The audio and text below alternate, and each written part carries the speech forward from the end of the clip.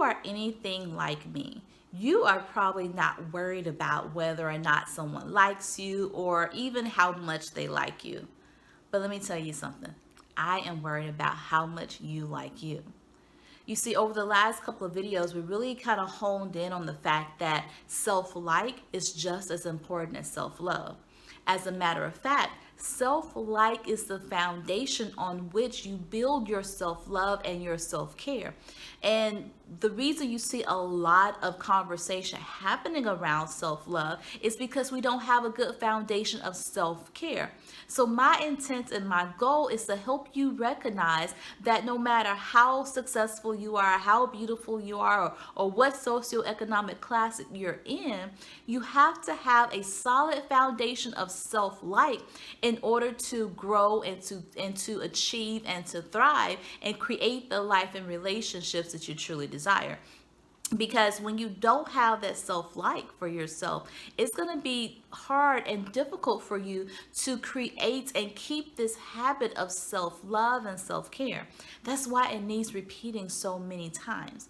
But what I've given to you so far is that giving you a foundation for building up your self-life, and that is to affirm yourself, to speak boldly, to speak confidently, to speak to who you are right now, and love yourself, and like yourself today. Because if you like yourself, it'll be easier to love yourself. And self-like is what leads to self-acceptance. But here's something I want you to make note of. Self-acceptance is not the same thing as self-tolerance. And we often are in this space of tolerating ourselves, tolerating our weight, tolerating our gray hair, tolerating this. No, that's not the space we want to be in. We want to be in a space of self-like and self-exception without exception. Self-acceptance without exception. Say that 5 times real fast. But you hear what I'm saying. We don't want to make excuses and exceptions for ourselves. Yeah, I like my body, but. Yeah, I like myself, but. We always put this little asterisk next to I like myself or I love yourself. And my goal here is to erase the asterisk so that you can fully and 100% like yourself, fully and 100% love yourself. And the reason I am talking about this, especially in the realm of relationships, because what I have found is that when women don't, in particular, like themselves 100%, it makes them more susceptible to settling for things. Settling for mediocre men, settling for mediocre love, and settling for mediocre relationships. And that's not what you want. That's not what I want. That's not what anyone wants. So I want to drill in this concept of liking yourself to the point where your consciousness and your subconsciousness will no longer allow for you to accept anything less because that's what you think that you deserve. So let's continue to build this foundation of self-like.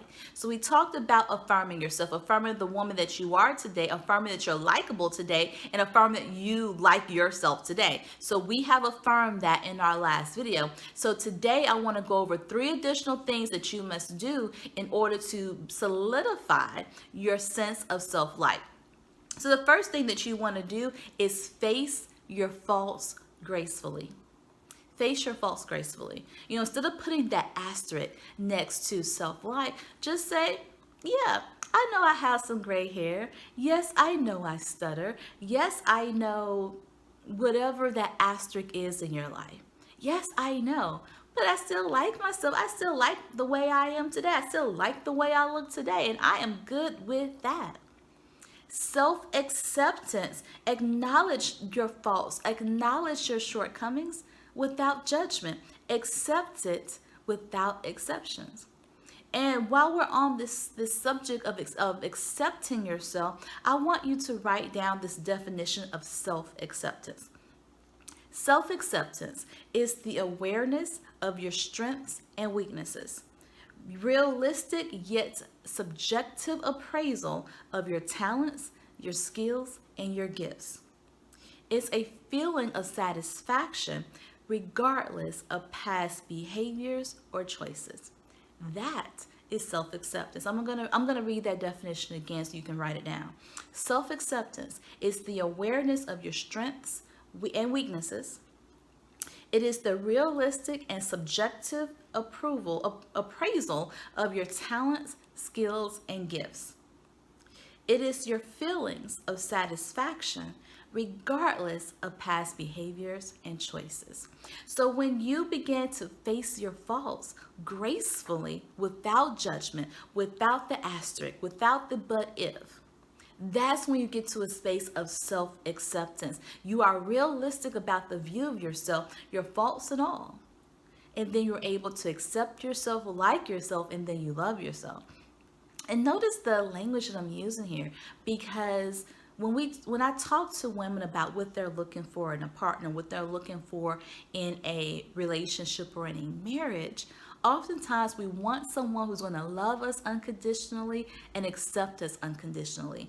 Yet, we have yet to learn how to love ourselves unconditionally, accept ourselves unconditionally, and like ourselves unconditionally.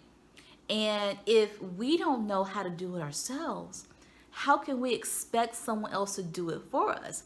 And even if someone comes into our lives and does that for us, accept us unconditionally, love us unconditionally, and like us unconditionally, two things will happen. Number one, you'll probably begin to push it away, not accept it because it's not your truth. And then number two, if you do accept it as truth, then you're always leaning to that person for validation. And that is not self-love. That is not self-life. That is not honoring the woman that you are. That's one of the main reasons why I'm drilling into you. You have to learn to like yourself 100%. You have to learn to accept yourself 100% so that you can be in a relationship where there is unconditional love, unconditional life, and unconditional acceptance. So accept your faults gracefully so that you can move into the period of self-acceptance. The second thing here is to celebrate your accomplishments. You know, I have this thing that I call, and it's called success receipts.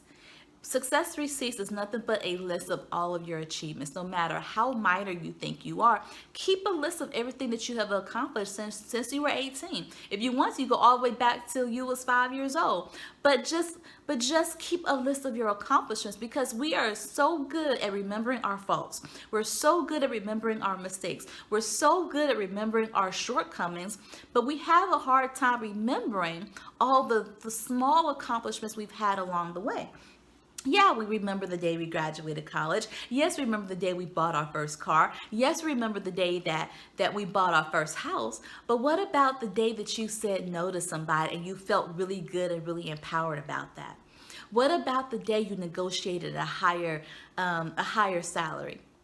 What about the day that you boldly, unapologetically put out into the world and said, I want to be married, I desire to have children, and you were unshakable by that, even though people said you were too old to have children or whatever the naysayers said? What about those wins? What about those accomplishments? This is why it's important for you to keep a success journal. Keep a list of your success receipts. So every once in a while, you go back and slide your own receipts across the table and remind yourself of who you are and what you're capable of. So celebrate your own accomplishments. That's number two. And then number three is that you are more than your physical self. You are more than the person you see in the mirror. You are more than the number on the scale. You are more than your dress size. You are more than your physical being. You are the sum total of your character traits, your life experiences, and your personality. You are the sum total of the things that you cannot always see in the mirror or put your finger on. As a matter of fact, you are both physical and spiritual. You are a spiritual being having a physical experience. So you can't always rely on what you see in the mirror or attach your likability factor to what you see in the mirror. You attach your likability factor. You attach your self-worth. You attach your self-esteem to the sum total of who you are, your physical being and your spiritual being. You are more than what you see in the mirror. So you always have to remember that. So those are the three things you can do right now to add on to your likability factor. Not likability that other people will like you, but your self likability. So every time you get up in the morning, every time you walk past the mirror, every time you get up and you show up at home, at work, or in your relationships, your likability is solid. You like yourself. Yes, you know that there are things about you that you would like to improve, but the woman that you are today, you like yourself. You accept yourself, flaws and all, without an asterisk next to it. And I want to reiterate that liking yourself affects so much of your life. It affects your courage. It affects your confidence. It affects how you show up in every single area. But most importantly, it allows you to show up for yourself in relationships unapologetically. It allows you to set boundaries for yourself so you don't settle for less than what you know you deserve. But one of the things that I'm on a mission on right now is to making sure everyone truly understands the difference between compromise and settling. You see, when it comes to compromise and settling, they can sometimes look like the same thing. It can appear to you the same thing, and you may have good intentions. But what happens is that your ego begins to step in when there is lack of clarity on whether you're compromising or settling.